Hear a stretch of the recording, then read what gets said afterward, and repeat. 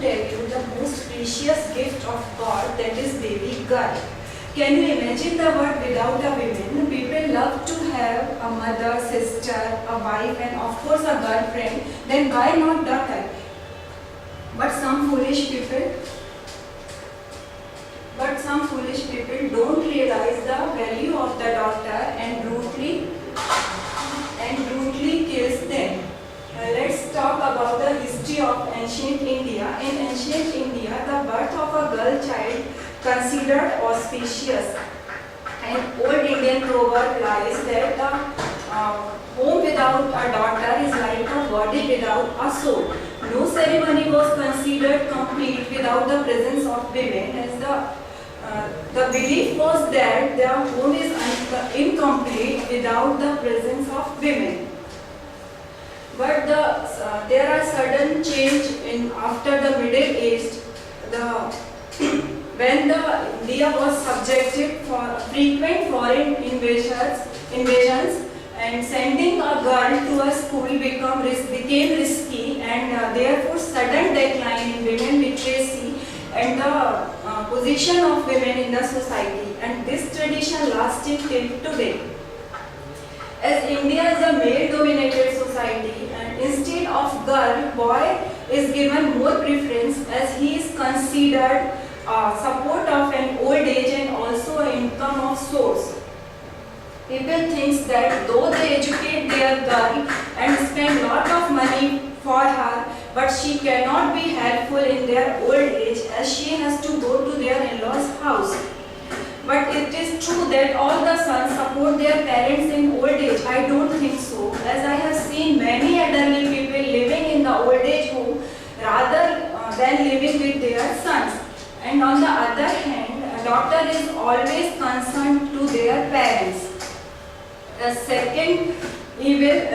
another evil for female feticide is a dowry system, where father of the bride has to give lots of cash and money to the bridegroom, and the said problem is quite widespread in northern state of Bihar, UP and Rajasthan.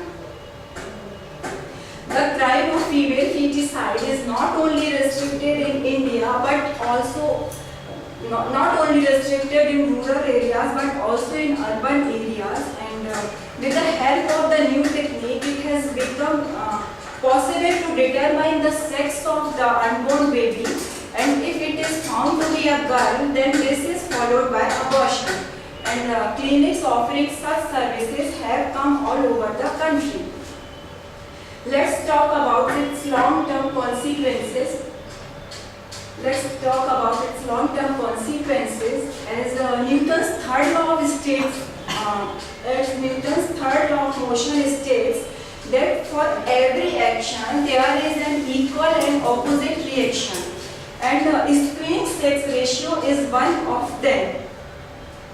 The current figures showing the danger line only 914 girls for 1,000 boys, and increase in rape, assault and violence.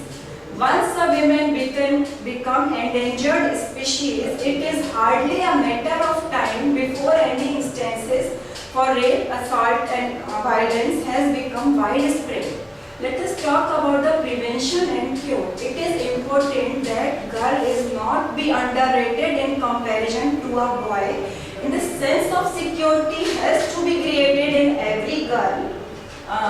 Government should provide economical and social security for the women, and cancellation of doctor's license who take part in the female feticide, and high penalty and judicial action against the parents who are knowingly trying to kill their baby girl. Our women and girls have done us proud in every field. They have broken existing barriers to prove their worth in almost every sphere. Like human society is like a cart, and God has created men and women as two wheels of this society cart. For the human race to exist and survive, both the wheels must be functional, otherwise society collapses. So every everyone must be polite and with high degree of love and respect to the women, as there is no life without a wife and there can't be a wife in absence of girl.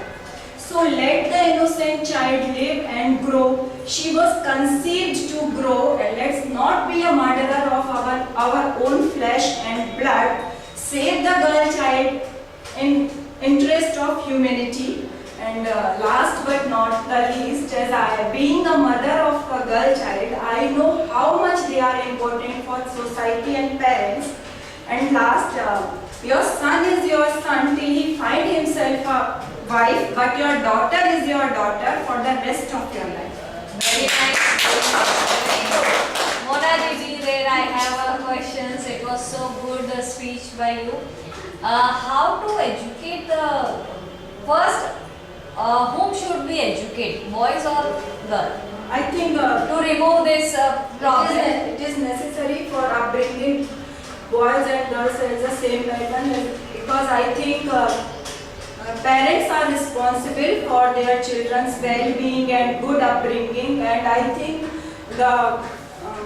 their boys must have moral values and they should respect women.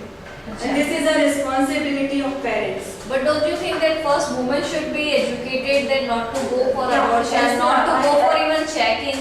If we women become stubborn that we will not go for checking for the sex of the kids, then I think we can solve this problem.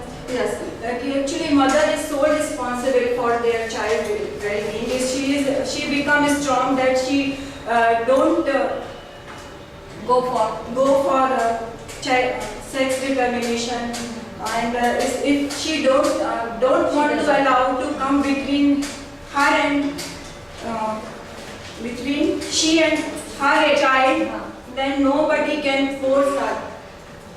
According to me, nobody can force her to do this. Okay, what government should take extra step? Government has already banned on that sex determination, but still there are lot of hospitals and dispensaries who I think do that it's that. very, I mean, few hospitals They are doing this, huh? But But very, in Western countries there is no ban on all these things. Why there is a ban in India? In Western countries, sex determination is quite common. But Because, why it is? as I have heard that they don't they don't interested in whether the child is male or female. They want to have a child and they don't go for abortion. As the celebrities have many 3 or 4 children, and at the 3 or 4 is maybe boy or girl, They have no problem. No problem. But here in India there is still mentality. It's a male-dominated country, so they want boy and they go for abortion. because they want to add once for them. What is They want their next generation Next to grow. generation. Okay, very nice. Any more questions?